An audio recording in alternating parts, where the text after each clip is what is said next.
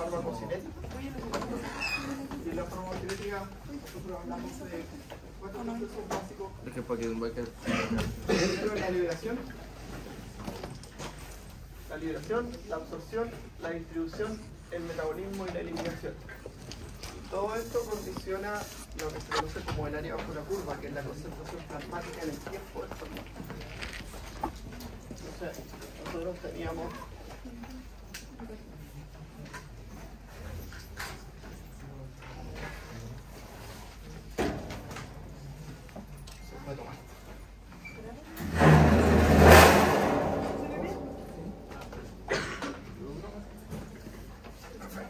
no está tan viejo.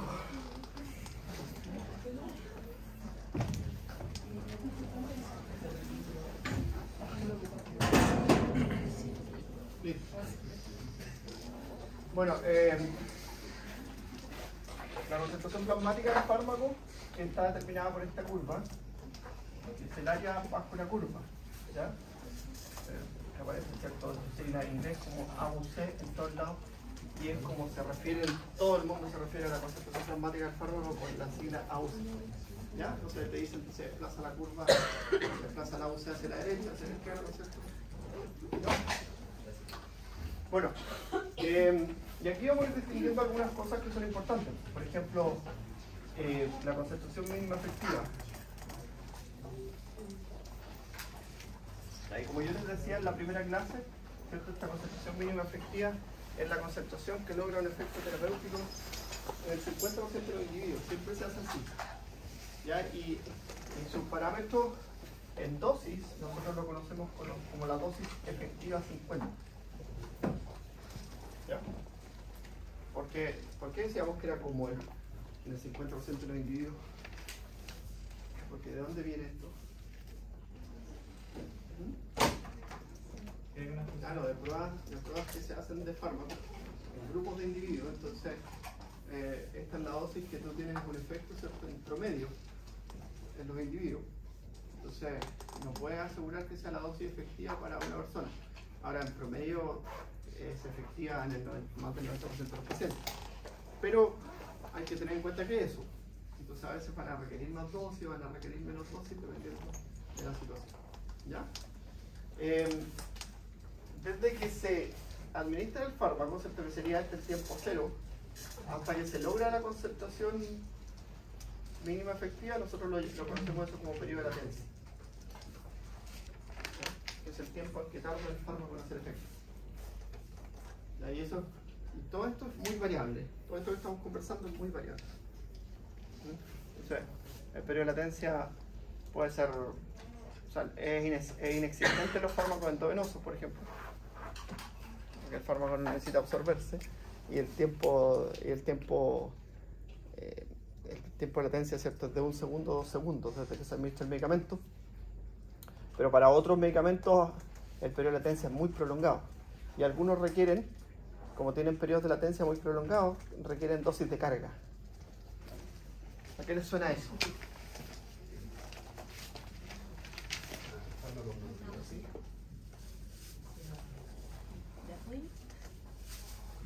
¿A qué les suena eso, la dosis de carga? Que también la vamos a aprender a calcular. ¿La cantidad de dosis que hay que tomar para que haga un efecto terapéutico? No, más bien es la dosis que necesito para llevar las concentraciones plasmáticas a las concentraciones terapéuticas. Entonces, en algunos medicamentos van a ver ustedes que hacen esto. Le dan la dosis de carga, porque si le doy el fármaco con su dosis normal, ¿cierto?, el medicamento hace esto. Entonces se dan cuenta que el periodo de latencia es muy prolongado. Entonces se da esta dosis de carga para acelerar el efecto, ¿cierto? Por ejemplo, cuando se hace la dosis de infusión, en la anestesia van a ver ustedes con el doctor Salvador que hacen una anestesia que se llama TIVA, que es con unas bombas de infusión, una máquina de infusión que pasa propofol por goteo controlado. Tú le pones todos los datos del paciente, el peso, la dosis que quieres hacer o lo que quieres hacer, y los fármacos que vamos a usar estas maquinitas tienen una memoria para 2000 fármacos. Entonces ponen el anestésico, el analgésico, el relajante muscular, todo en una mezcla y la máquina va pasando un bombeo continuo del fármaco. Ya, pero antes para generar para pasarlo al estado anestésico, te dan una dosis de carga. Una dosis que lo lleva al plano anestésico y después esto pasa en el goteo. ¿Se daba la dosis de carga? Al inicio de la terapia. Ya, no es como que se le vaya agregando continuamente. No. Entonces normalmente se hacen para medicamentos que tienen eso que les comentaba yo, pues eso que por infusión, en las infusiones tú pasas un goteo, que es la dosis que va a permitirte mantener el estado anestésico, en ese caso el estado analgésico, con los anestésicos o con los opioides. Pero el punto es que al inicio el tiempo de espera tiende a ser muy largo, porque la dosis de infusión es una dosis bajita. ¿Ya? Por ejemplo, la dosis de infusión aquí no se tienen que aprender las dosis. Pero por ejemplo, es de 6 microgramos la dosis del propofol. En cambio, una dosis normal de propofol es de 10 miligramos. Entonces, la dosis de 6 microgramos yo ya le pongo la infusión y va a pasar un rato hasta que logre el plano anestésico, que es un rato largo. Entonces, si tú quieres hacerlo rápido, le pasas una dosis de carga y después lo mantienes con la infusión. Entonces hace eso, ¿ya? Ahora, nosotros hablamos del mismo fármaco, ¿cierto? La dosis de carga. Sí, dosis de carga es para el mismo fármaco. Ahora, hay otros medicamentos que también se tiene que dar dosis de carga porque su biodisponibilidad es baja. Y el concepto de biodisponibilidad lo vamos a aprender. Biodisponibilidad es la cantidad del fármaco que llega finalmente a la circulación. Disponibilidad. O sea, yo le administro una dosis del fármaco, ¿cierto? Tú le administras una dosis del fármaco. Por ejemplo, tú le administraste de 100 miligramos. ¿Ya? Pero, sobre todo para los fármacos orales, es súper importante esto. Los fármacos orales pasan por la circulación portahepática y sufren un metabolismo inicial, que se llama metabolismo de primer paso. Entonces, tú en la sangre tienes, no sé, 60 miligramos. Y eso quiere decir que la biodisponibilidad del fármaco es del 60%. Entonces se calcula con la concentración plasmática del fármaco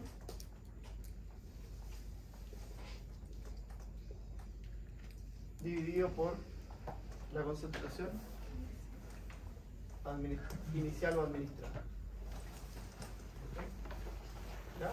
Y esto se conoce como biodisponibilidad o se abrevia con la letra E, que es la fracción biodisponible.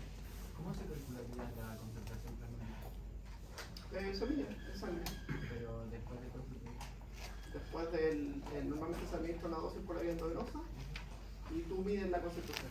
¿Ya? Y después administra una dosis por la vía oral y esperan lo que se tiene que esperar por la vía oral, que son 30 minutos, 40 minutos. Se mide la concentración.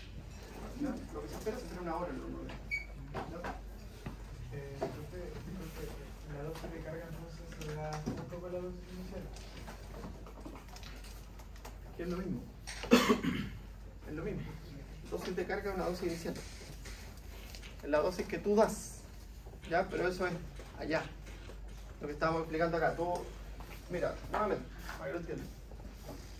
Si yo le doy una infusión de fentanilo, la infusión de fentanilo es un goteo continuo de una dosis baja de un fármaco. Entonces, aquí está la concentración mínima efectiva, y si tú le das el goteo de fentanilo, ¿cierto? El fentanilo va a hacer esto. Y va a lograr, ¿cierto? Aquí va a aparecer el efecto analgésico. Un buen rato después. ¿Ya?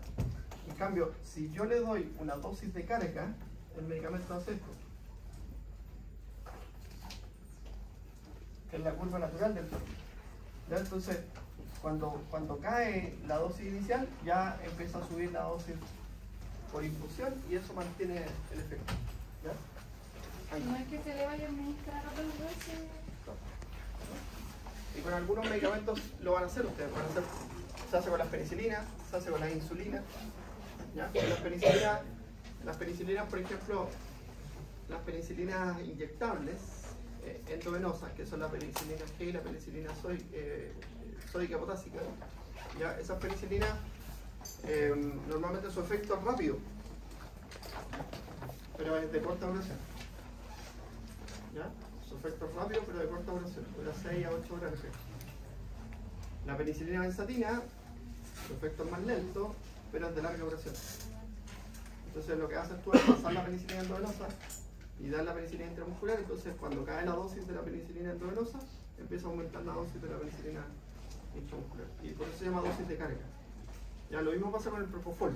El propofol tú das una dosis de carga y después das la dosis de infusión. ¿Ya? ¿Por qué? Porque es más riesgoso. Y uno dice, ¿por qué no le da varias dosis de carga? Porque es más riesgoso. ¿Ya? Porque, por ejemplo, todos los parámetros farmacocinéticos que regulan el área bajo la curva son estimados, como les decía yo. Son estimados. Entonces tú, por ejemplo, tienes el propofol del libro, dice que hay que dar una segunda dosis a los 15 minutos. ¿Ya? Pero esta curva se mueve para acá o se mueve para allá, dependiendo de varias cosas. Porque primero, el propofol se elimina por el riñón, entonces necesito que la función renal esté óptima. Segundo, el propofol se acumula en la grasa. En los pacientes que tienen sobrepeso, ¿cierto? O que tienen mayor índice de materia grasa, tienden a acumularse más rápido. Entonces, si yo doy a los 15 minutos, piensen en esto. Si tú le das a los 15 minutos una segunda dosis de propofol, que no están ahí los 15 minutos, están como aquí. ¿Ya? Aquí le doy la segunda dosis, eso sería ideal. ¿Sí? Pero es ideal, ¿cierto? Es como su palabra lo dice, es un ideal. ¿Qué pasa si se distribuye rápidamente el fármaco? La curva no va a ser así, sino que va a ser así. Y esto me puede generar una ventana en la que en un fármaco anestésico el paciente se va a despertar. ¿Ya? Y eso, bueno, ahí con el doctor Salvador lo van a escuchar, pues es frecuente cuando el anestesista siempre le coge experiencia. Entonces, ese es el pero de esta situación. ¿Ya? En el caso de los analgésicos va a ser la ventana de dolor. ¿Sí? En el caso de los fármacos antibióticos va a ser la ventana en que la concentración mínima inhibitoria, ¿cierto?, va a bajar y eso puede hacer que las bacterias generen resistencia en ese periodo. ¿Ya? Todos tienen su implicancia. ¿Se entiende? Ya, lo que estamos viendo acá es otra cosa. Es cuando tú das el medicamento, sobre todo los medicamentos que los das por la vía oral, porque también puede pasar en fármacos intramusculares, por ejemplo, que lo pusiste en un tejido, ahí vieron formas farmacéuticas, ¿cierto? No vieron vías de administración. Cuando vean vías de administración la próxima semana, el doctor le va a decir, por ejemplo, que tienen que ponerlos fuera de zonas con cicatrices o fuera de zonas donde se haya administrado un fármaco recientemente, porque el fármaco, ¿cierto?, puede perderse una fracción del fármaco en el tejido y lo que va a pasar a la sangre va a ser menos. Lo que pasa a la sangre finalmente, a la circulación general, se conoce como fracción biodisponible. ¿Ya?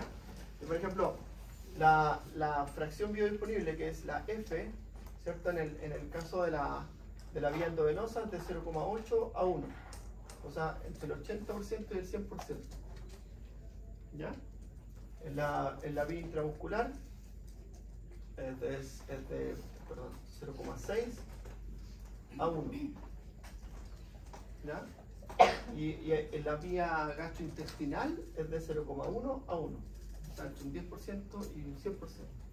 Y eso es dependiente del fármaco. ¿Ya? ¿Y por qué en la vía oral es más? Ahí tienen que acordarse de anatomía, primer año, ¿cierto? Y recordar que los vasos sanguíneos del sistema digestivo drenan hacia el sistema portohepático y pasan por el hígado antes de ir a la circulación general. Entonces, en ese paso por el hígado, los fármacos son metabolizados por los mismos mecanismos que se van a metabolizar después, cuando vuelvan al hígado. No son mecanismos distintos. ¿Ya? Y por eso, como ocurre antes de que el fármaco llegue a la circulación, se conoce como metabolismo de primer paso. ¿Ya? Y la fracción que queda después de ese proceso se conoce como fracción biodisponible. ¿Ya? ¿Y cómo ocurría vía sublingual? Sublingual tiene la gracia, la vía sublingual, que pasa directamente a la circulación. Entonces los fármacos sublinguales normalmente tienen un efecto rápido y su biodisponibilidad es alta. ¿Ya? Igual que en la vía rectal. En la vía rectal, el problema de la vía rectal, lo único malo de la vía rectal es la absorción, que no es tan buena. pero lo que se logra absorber pasa directamente a la circulación. Por eso que los fármacos rectales son bien efectivos, sobre todo en niños. ¿Ya? Y una consulta con lo que había mencionado antes, aparte de la dosis de carga, entre algo que se administra con dosis de carga o que sea con algo de progresión lenta, ¿cuál tendría menor o mayor efectos secundarios negativos? ¿O tienen lo mismo? Es lo mismo, porque esto está estimado dependiendo del fármaco. ¿Ya? Por ejemplo, y eso es lo que le iba a decir acá, por ejemplo, hay medicamentos que son como noveles, que son famosos por tener una muy baja biodisponibilidad. Esos son los fármacos del sistema digestivo. Entonces el omeprazol y toda su familia, que son todos iguales. El esomeprazol, el lansoprazol, el omeprazol, son todos iguales. Cuando los veamos, ¿cierto? Hay unos estudios clínicos que demuestran que son todos iguales. Lo único que se ha demostrado es que el esomeprazol tiene un efecto más corto, un efecto benéfico más corto en el mediano tiempo. Por ejemplo, hay un estudio que dice que el esomeprazol hace efecto a los 15 días, regula la secreción ácida. En cambio, el omeprazol lo hace a los 22 días, una cosa así. Ya, una cosa muy, muy fina. Son básicamente lo mismo, precios distintos. Y a veces uno cree, por ignorancia, que uno es mejor que el otro y compra uno el esomeprazol, que es súper caro, comparado con el omeprazol. ¿Ya? Pero esos medicamentos, independiente de eso que comentamos, tienen una baja biodisponibilidad. Entonces lo que se hace es una dosis de carga. ¿Qué significa? Que los primeros 10 días se toman 2 dosis. En la mañana y en la tarde. Y en los días siguientes, después de los 10 días, se toma una dosis al día. Entonces, ¿qué hiciste los primeros 10 días? Llevaste la concentración plasmática del fármaco a la concentración mínima efectiva. ¿Por qué? Porque el medicamento, su biodisponibilidad es del 20 al 30%. 20 al 30%, bajito. O sea, de lo que te tomaste, los 50 miligramos de esomeprazol, te llegó al cuerpo 1 miligramo. Perdón, 10 miligramos. 20%. ¿Ya? Entonces, en esas situaciones a veces se hace eso. ¿Ya? Ahora, y con esto que estamos conversando, ustedes hacen muchas terapias que son así. Por ejemplo, en la diabetes, a veces a las personas les dan terapias combinadas. Les dan insulina de acción corta con insulina de acción larga. Entonces la insulina de acción corta normalmente se la administran en un momento del día. ¿Sí? Yo ahí con la doctora Torres van a ver eso, pero yo en diabetes no manejo mucho esos fármacos. Pero hay una insulina que tiene acción rápida pero corta. Y hay otra insulina que es de acción prolongada. Entonces lo que hacen es dar la acción corta y la acción prolongada. Entonces el paciente normalmente tiene concentraciones de insulina durante el día y la acción corta se la administran inmediatamente después de comer o inmediatamente antes de comer. ¿Ya? Entonces esto tiene mucha aplicación. ¿Ya? Pero son conceptos que para uno al principio son como... porque son nuevos. Solo por eso. Entonces, biodisponibilidad es la cantidad del fármaco que va a llegar finalmente a la sangre. Y según la dosis y según la vía de administración es variable. ¿Ya? Donde hay más variabilidad de la biodisponibilidad es en los fármacos que se administran por la vía oral. ¿Por qué? Porque pasan inicialmente por el hígado. ¿Ya? Entonces, ahí un ratito más, esto cuando hablemos de absorción, vamos a ver que primero hay una limitante en las vellosidades intestinales. Después hay otra limitante en los canalículos biliares y en los hepatocitos. Entonces, estas son las limitantes que tiene que sortear el fármaco para llegar finalmente a la sangre. ¿Ya? El orden era vía oral, muscular y... ¿Sí? ¿Y por qué en el muscular se perdería más cantidad de...? En el intravenoso, porque en el fármaco del intravenoso tú lo estás pasando a la concentración completa en la vía endovenosa. Estos los fármacos de acción intravenosa, los fármacos que se administran por la vía endovenosa no tienen ni liberación ni absorción, no tienen esa fase. Entonces, en cambio, en el músculo tiene que pasar del músculo al capilar muscular. Ahora, es mejor muscular y la muscular es mejor que la subcutánea, ¿ya? Pero siempre hay una fracción del fármaco que se va a perder, ¿no? Porque se metaboliza ahí mismo en el tejido, porque se cristaliza, porque el pH del músculo es distinto al pH de la sangre, eso lo sabemos. ¿Ya? Entonces genera un atrapamiento iónico, el fármaco se va a absorber más lento. ¿Ya? Pero ¿por qué va a ser mejor si va casi nada? O sea, si la concentración es mejor que por La biodisponibilidad es mejor que la subcutánea y la oral, pero es menos que la endovenosa. ¿Ya? Ya.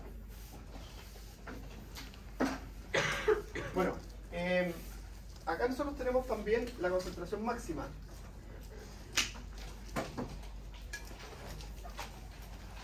¿Ya? La concentración máxima, que es la máxima concentración que logra el fármaco en la sangre, nada más. ¿Ya? Y es el momento en que se logra un equilibrio entre la constante de absorción y la constante de eliminación.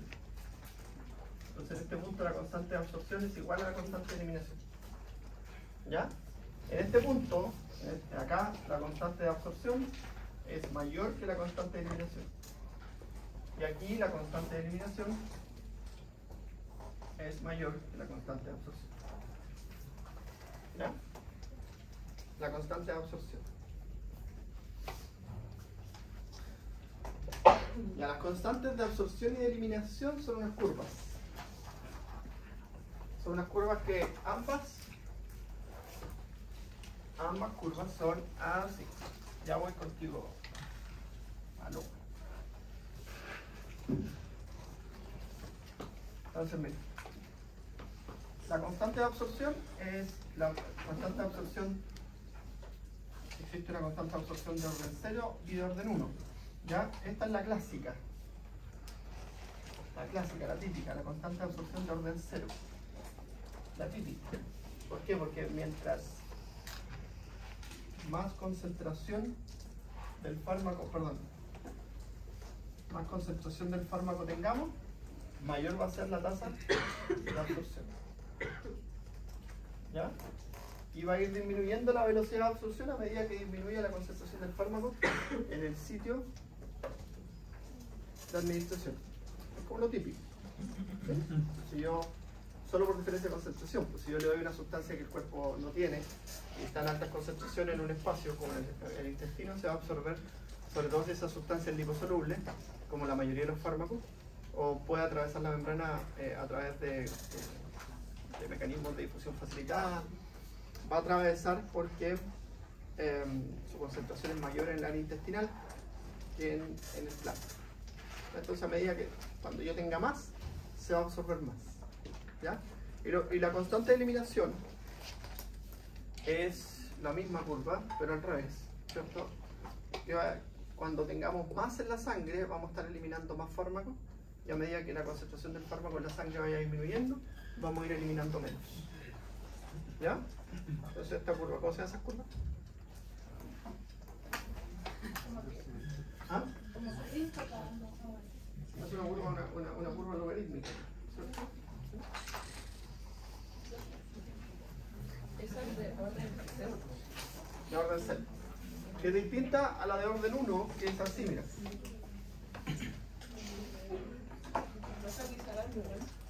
Entonces, la de orden 1 es lineal. ¿Sí? La orden 1, orden 0. Orden 0, orden 1. Ahí la tenían en el... Profe, entonces esa curva para la constante de absorción y la constante de... Claro, son iguales, solo que están puestas de forma distinta. Una es por otro lado. Una es así y la otra es así mismo.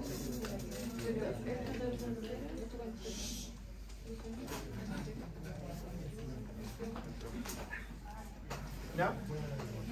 La constante de eliminación incluye el metabolismo. Sí, porque es la eliminación del fármaco en la sangre. Metabolito y fármaco. Sí. Entonces, mira, también de orden 0 y de orden 1 para absorción y eliminación.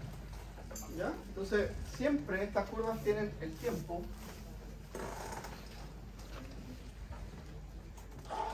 versus la concentración plasmática. Tiempo versus concentración plasmática.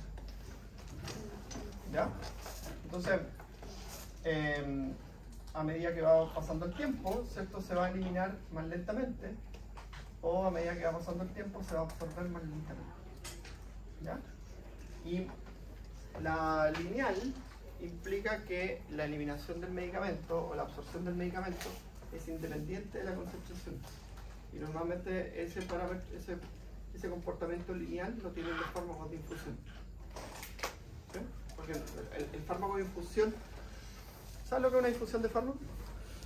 Primero, ya, cuando tú los medicamentos los pasas por goteo, ¿ya? Te ponen el suerito y te ponen el fármaco dentro del suerito. ¿Ya? Que eso no es como una infusión así propiamente tal, cuando te ponen el fármaco dentro del suerito, pero es más o menos así, para que lo entiendan. ¿Ya? Porque la infusión normalmente se hace con medicamentos que su efecto dura poco. Ese es como el criterio 1 que tiene que tener un medicamento para hacer infusión. ¿Ya? Su efecto dure poco. Por ejemplo, el fentanilo, el efecto analgésico dura 3 minutos.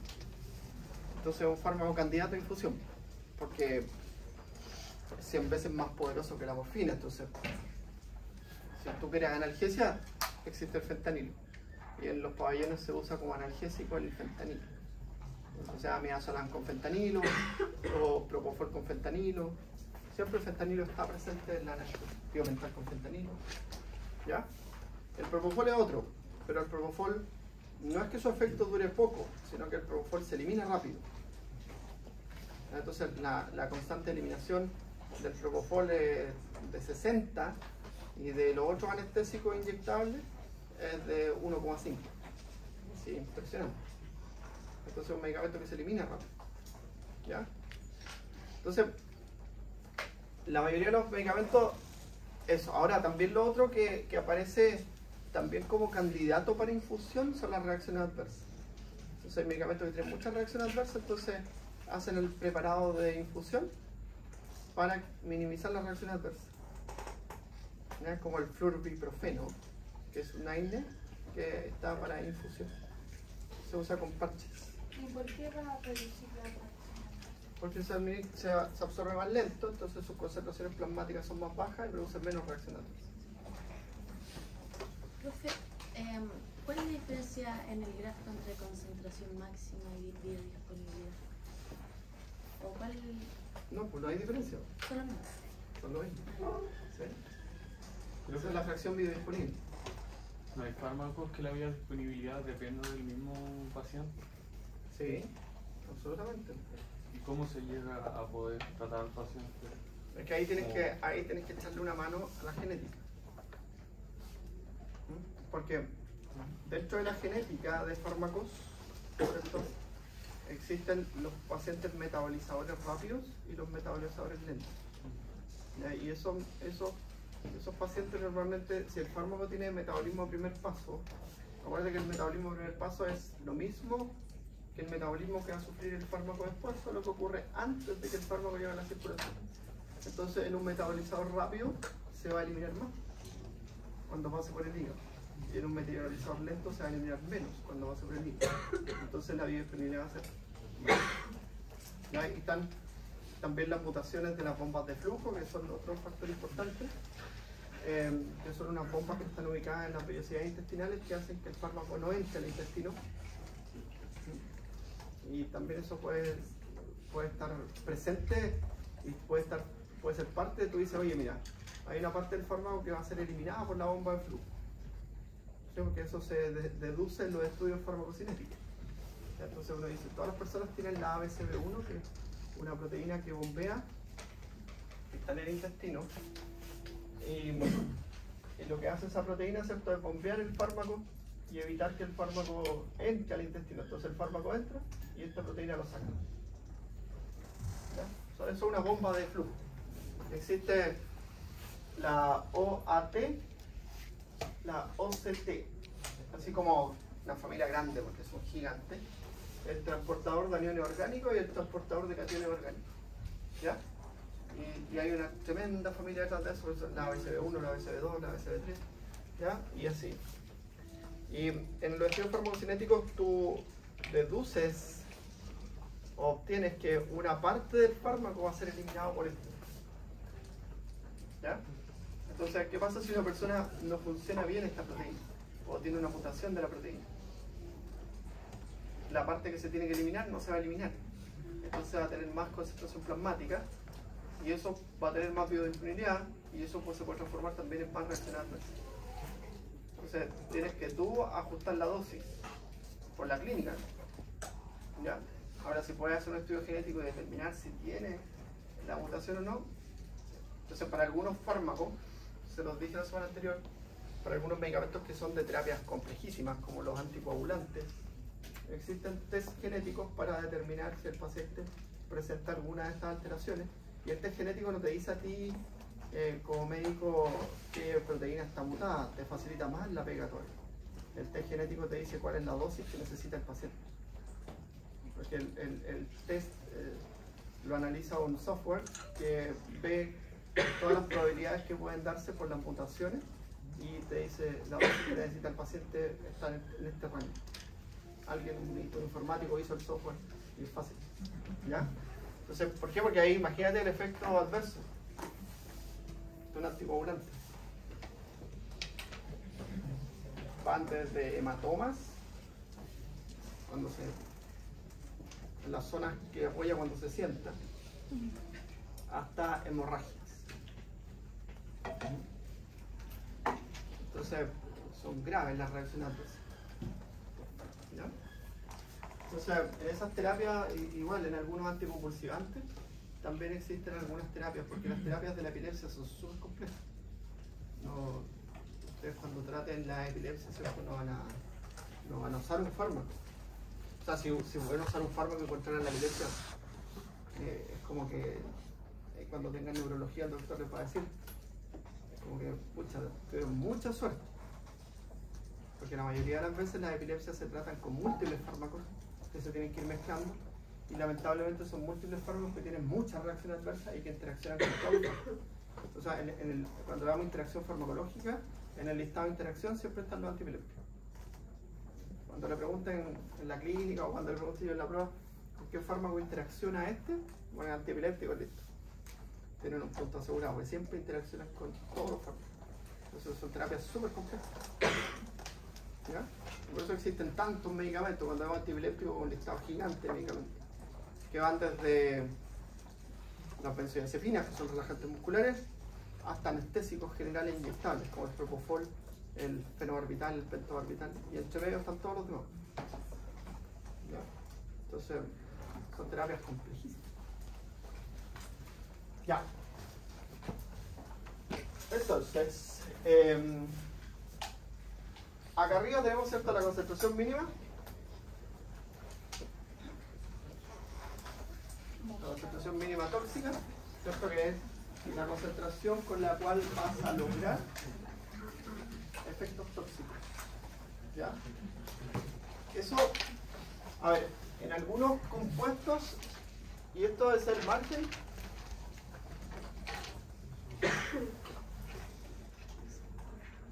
mira, la verdad es que siempre lo usamos como margen de seguridad.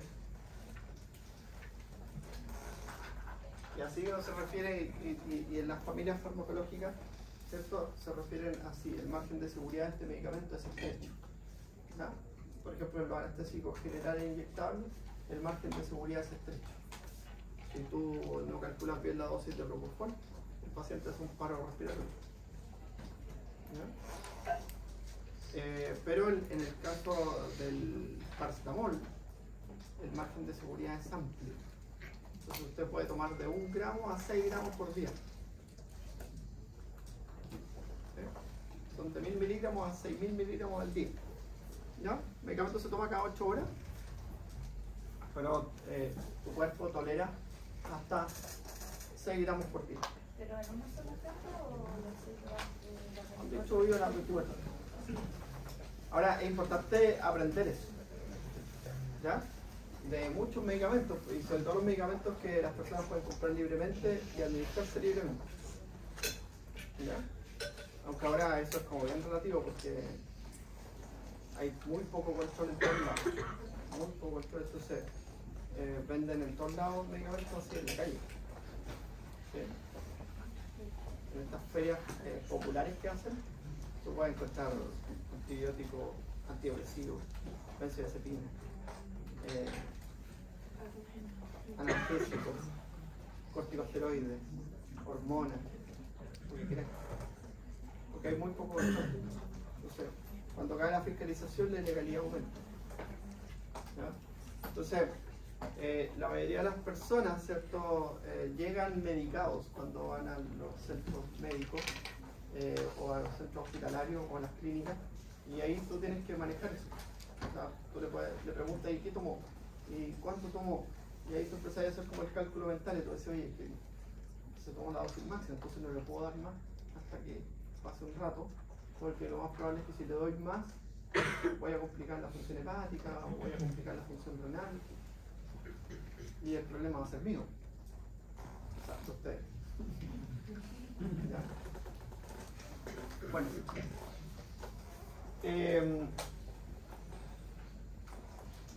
¿Ya van entendiendo? Ya, sube. Ya, la liberación y absorción es lo que tenemos que conversar hoy día. ¿Ya? Pero lo importante de esto, chiquillos, de esta curva, para finalizar un poco porque vimos como los parámetros generales. Ah, me falta esto.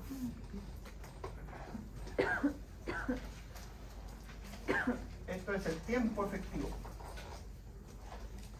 El tiempo efectivo que va a determinar, ¿cierto?, el tiempo en que el medicamento hace efecto, ¿ya? O el tiempo que va a determinar también el intervalo de dosis. ¿Ya? Ahora, normalmente el efecto se logra cuando el medicamento logra el estado estable. ¿Ya? O sea, cuando el medicamento se estabiliza en su concentración plasmática, eso es.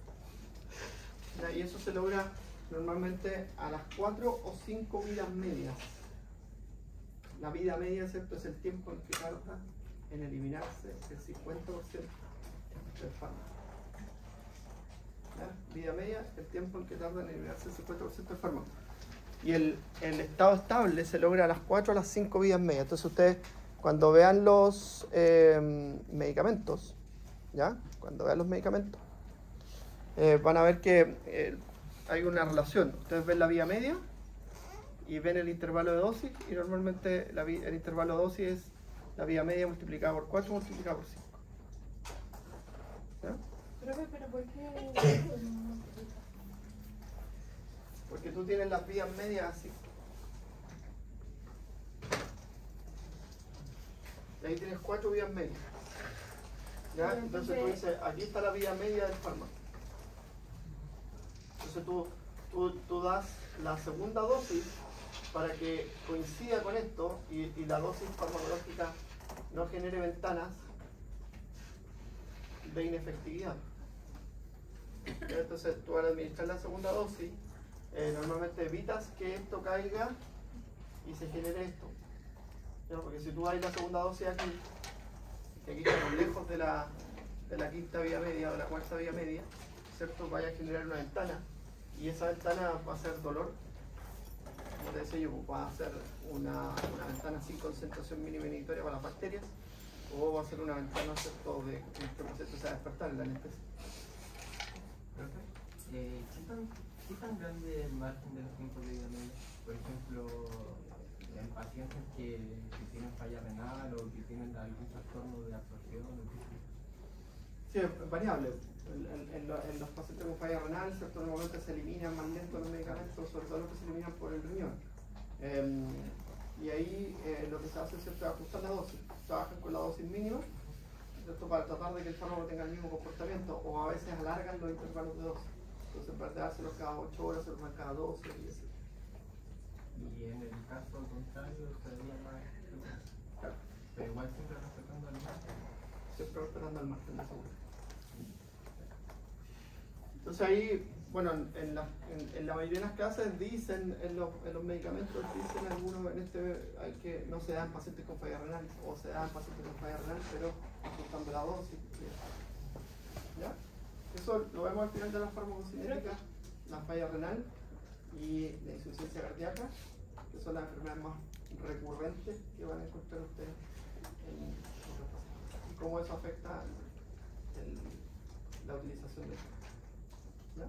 Profe, esas 4 o 5 vidas medias, ¿es de una dosis o cómo? De una dosis. ¿Y por qué tanta? Porque va cambiando. Tú, si yo doy una dosis, ojalá la curva fuese así. ¿Sí? Pero el fármaco se va absorbiendo y apenas se va absorbiendo se va eliminando. Entonces esto va así.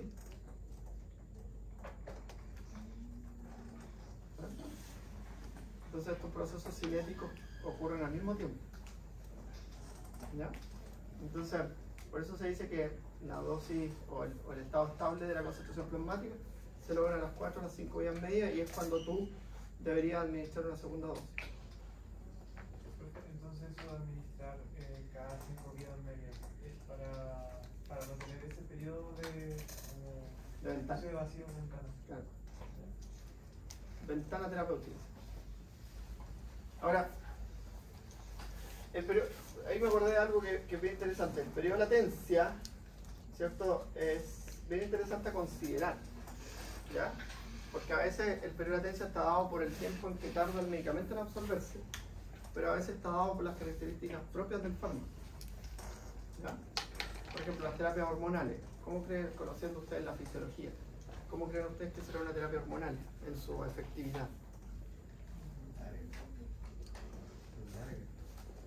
Ya, va a durar harto tiempo el efecto, pero ¿cuánto tiempo va a tardar en hacer efecto? Lento. Las hormonas tienen que entrar a la célula, estimular la síntesis de proteínas, generar unos cambios que son bien interesantes y después generan su efecto. Entonces, una terapia con prednisona, por ejemplo, con un corticosteroide para una enfermedad dermatológica, no es que el paciente se tome el medicamento y en la tarde se le va a pasar el efecto, no es como tomarse un paracetamol, que se te va a pasar la fiebre a los 30 minutos de que lo tomas, ¿ya? Sino que va a requerir, ¿cierto?, un cambio funcional en la célula y normalmente los efectos se ven a las 24, 36 horas después de la administración del medicamento. No se debe ir con el periodo de latencia, o simplemente que es terapéutico del fármaco. Eso va a generar, ¿cierto?, una disparidad entre el periodo de latencia y el efecto terapéutico. Se van a separar. Pero igual el fármaco tiene su concentración mínima efectiva, pero simplemente no hace efecto terapéutico. Pero para eso se ocupa otro medicamento de acción rápida. Para eso puede ser otro de acción rápida. Claro, Entonces, y finalmente se busca que te haga la receta más en rápida. los corticoides hay fármacos de acción rápida, como la hidrocortisona. Es un medicamento de acción rápida y de acción corta. ¿Sí? 6 a 8. Y el tiempo en que tarda en hacer efecto es como 30 minutos. ¿Qué efecto viene como entonces, por ejemplo, la ventana de la calidad de más medio con el dudado? Eso va a depender del medicamento. ¿Ya? Entonces, por ejemplo, en los analgésicos, dolor. En los antibióticos, tiempo en que las bacterias pueden desarrollar mecanismos de resistencia o pueden entrar en este periodo de... ¿Cómo se llama esto? Bacterias, soy pésimo. Pero la hipobiosis. Me tengo que acordar de muchas cosas casi de microbiología. Y que las bacterias como que dejan de funcionar, dejan casi de vivir y se quedan ahí hasta que se va a ir el antibiótico, y después cuando se vaya el antibiótico, cuando tú termines de tomar los 10 días, se van a reactivar. ¿Ya? Se llama hipobiosis. Los anestésicos generales inyectables es más grave porque se va a despertar el paciente. En los anticonceptivos puede ocurrir la ovulación. Entonces, si se olvidan de tomar el anticonceptivo, hay que usar método de barrera porque puede ocurrir la ovulación. ¿Ya? Y así.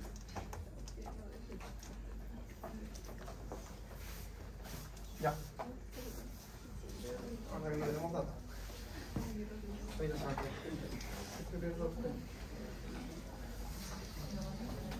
Ya, la liberación.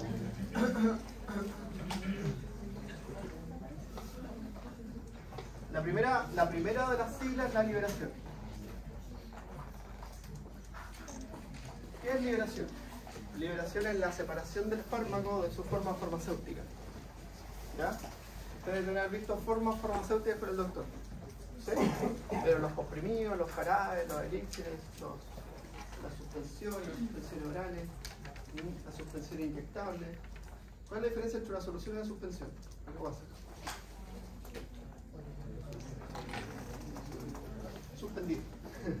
¿Ya? En la solución, el fármaco genera enlaces con azúcares o agua. En la solución. El fármaco genera enlaces con azúcares o agua, entonces el fármaco, normalmente esos medicamentos van a comportarse como soluciones, ¿cierto?, en el intestino y son fácilmente absorbibles. ¿Ya? Las suspensiones tienen una sustancia espesante, que la mayoría de las veces es el glicerol o el sorbitol, que mantienen el fármaco, porque el fármaco es insoluble en agua. ¿Ya? Esa es la diferencia entre las suspensiones. Ahora, ¿Cómo se definía eso? es la salida del fármaco de su forma farmacéutica, la separación del fármaco de su excipiente. ¿Ya? Entonces, en los comprimidos, tú tienes los excipientes son sustancias aglutinantes, ¿sí? Y que, bueno, en el caso de los medicamentos, ¿cierto?, lo básico son comprimidos, las soluciones suspensiones y las formulaciones inyectables, ¿cierto? Eso es lo básico, lo que primero deben haber visto. Entonces, unas tienen sus ventajas y también tienen sus desventajas. Los comprimidos, ¿cierto?, la ventaja que tienen es que tienden a durar más y se pueden, normalmente el costo es menor porque sus costos de almacenamiento y transporte son más bajos. Entonces tienden a costar menos y duran más en el tiempo. El problema, ¿cierto?, es que casi todos son administrados por la vía oral, entonces su biodisponibilidad es variable. ¿Ya? Otro problema que tienen, dificultad de administrar en quien no lo quiere recibir, en adultos mayores y en niños. Son difíciles de administrar. Es difícil ajustar la dosis. Cuando uno le dice, tómese un cuarto del comprimido, a menos que sea ranurado, ¿cierto? Es súper difícil estar ahí partiendo en cuatro, y algunos tienen unas formas raras, y uno dice, ¿cómo lo parto en cuatro? A mí una vez me dio uno que tenía que partirlo en cuatro y era así. Y dije, ¿cómo lo parto en cuatro? Haciendo un ejercicio de la PSU clase, del área del espacio. Ya. Entonces, es bien complejo eso. Ahora, las formas orales tienen esas ventajas, las soluciones y las suspensiones, que tú los puedes dosificar cuando tienes que calcular la dosis por peso en pediatría, ¿ya? O en algunos adultos mayores que tienen que calcular la dosis por peso y es más fácil administrarlo. Pero tienden a ser más costosos porque sus tiempos de vida, ¿sí?, su fecha de vencimiento es más corta. Y también el almacenamiento y el transporte es más costoso. ¿Ya? Esas son como las diferencias básicas que tienen. Ahora, desde el punto de vista de la liberación, si nosotros comparamos los fármacos de administración oral, ¿cierto?, tú vas a tener que se va a liberar más rápido, por lo tanto se va a absorber más rápido una solución. Y el área bajo la curva va a ser esa. ¿Ya? En los comprimidos, un comprimido simple, un comprimido recubierto. Comprimido simple, comprimido recubierto. Porque los recubiertos normalmente, ¿cierto?, tienen una sustancia que los protege, que es un buffer que le permite pasar por el estómago sin ser alterado. ¿Ya? A veces tienen un buffer, a veces tienen una cubierta de colágeno, ¿cierto? Entonces el colágeno en el estómago sufre un daño leve, pero el colágeno se degrada en el duodeno. Porque ahí se degradan las proteínas, entonces ahí el fármaco se libera. ¿Y ahí por qué habrá esa protección gástrica para la liberación? Ya, porque se absorben en un medio básico. Ya vamos a verlo en el pH. Se absorben en un medio básico. Otra cosa. ¿Qué era el sistema nervioso? Yo estoy mirando las respuestas.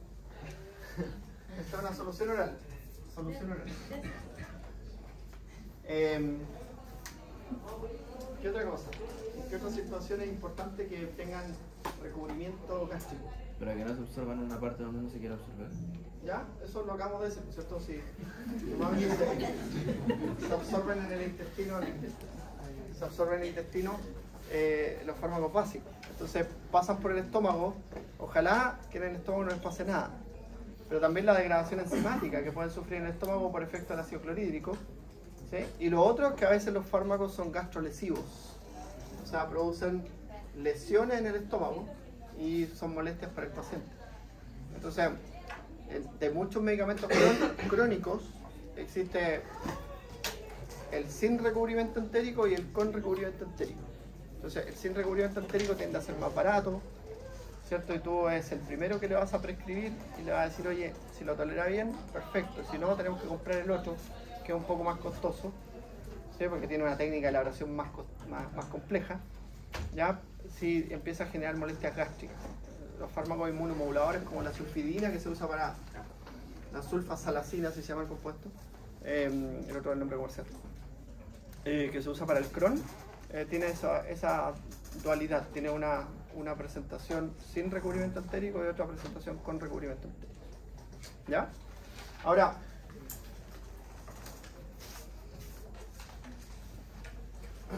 a veces, entonces la liberación es más lenta, pues, ¿sí? De la solución oral o suspensión oral, comprimido simple, comprimido recubierto, ¿ya? Pero a veces tú quieres eso, ¿ya?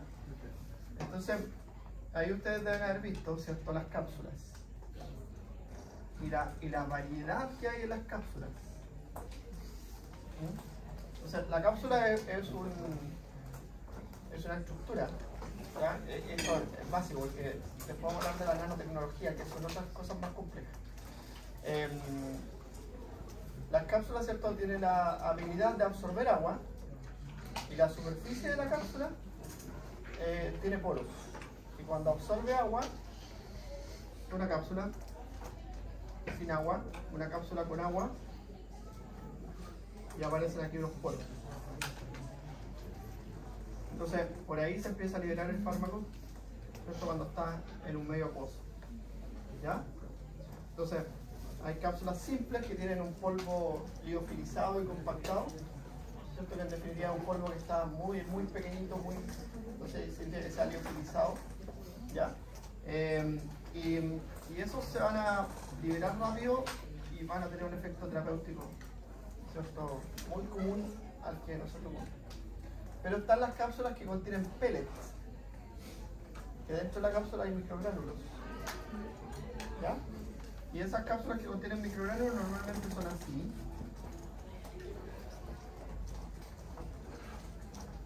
¿Ya?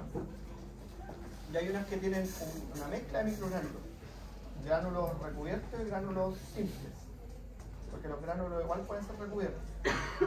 Entonces eso normalmente la curva es así, pero dura un poquito más la fortaleza. Y para eso son. Entonces, el ejemplo más típico y que siempre damos todos los años es el ketoprofeno. El ketoprofeno hay dos presentaciones, una de 50 miligramos que lo toman cada 12 horas y hay una de 100 miligramos que lo toman cada 24 horas. Entonces, el de 100 miligramos es una cápsula con pellets y el de 50 miligramos puede ser una cápsula con polvo o puede ser un comprimido recubierto. Entonces, los pellets se van a diluir, los simples primero y después los recubiertos, ¿cierto? Y son como esas cápsulas que tú las ves y adentro tienen como unas pelotitas de colores, ya esos pellets, ¿ya? Y eso se va liberando y entonces hay unas cápsulas que tienen una matriz y esa matriz empieza a degradar dentro de la cápsula y eso hace que el efecto dure más. Entonces son formas orales de liberación sostenida o de liberación prolongada. Formas orales de liberación sostenida o de liberación prolongada. Existen formas inyectables de liberación sostenida, ¿sí?, y prolongada, que normalmente la forma inyectable, hay dos cosas ahí. Uno es que la forma farmacéutica sea de liberación sostenida, ¿ya?, que tenga alguna especificidad, como por ejemplo la benzatina, que cristaliza la penicilina y hace que la penicilina se libere más lento. Entonces, la penicilina benzatina, su tiempo de acción es de 72 horas. ¿Ya? La penicilina sola, 6 a 8 horas, dije hace un rato. Por eso es como más pesada cuando se inyecta. Te duele, porque se cristaliza. ¿Ya? Y lo otro es que el fármaco se sitúe en un lugar donde la irrigación sea baja. ¿Ya? Entonces, ahí es distinto, porque ahí lo colocan en una zona de baja irrigación. Por ejemplo, cercano a los cartílagos, en la cara anterior del antebrazo, son zonas de baja irrigación. Entonces el fármaco se va a ir liberando lentamente porque la zona del cuerpo en que se administró y los parches transdérmicos también. El parche transdérmico es un parchecito que tiene la característica que va liberando el fármaco lentamente a una dosis conocida por día o por hora. Y los de fentanilo, por ejemplo, vienen por dosis. Se clasifican por dosis. Los de morfina también vienen por dosis. Los de flurbiprofeno vienen por dosis. Los de escopolamina también vienen por dosis. ¿Ya? Y todos esos son súper útiles. Los de escopolamina son fantásticos porque se usan para viajar. Cuando se marean, ya si va para su casa da lo mismo. Pero si va a Europa son 14 horas de vuelo. ¿Ya? O si tenéis que cruzar en barco de un lugar a otro, es variable. Pues ahí tú puedes cruzar la lancha ahí en Puerto Saavedra, que son 20 minutos, pero en Italia o en Grecia podéis andar 8 horas, 9 horas arriba de una lancha para pasar de un lugar de una isla a otra. Y ahí esos parches son unos parchecitos que los compráis según el tiempo que tú necesitas. Hay unos que duran 2 horas, otros que duran 6 horas, 8 horas, y te los pones acá, y es un parchecito que libera una sustancia que evita que tú te marees. Porque es una molestia marearse. ¿Sí? Termináis vomitando y termináis como molestando al resto de la gente. Ya, ¿verdad que a las 9:10 no creo? Por eso se están como... Ya, a las 9:30.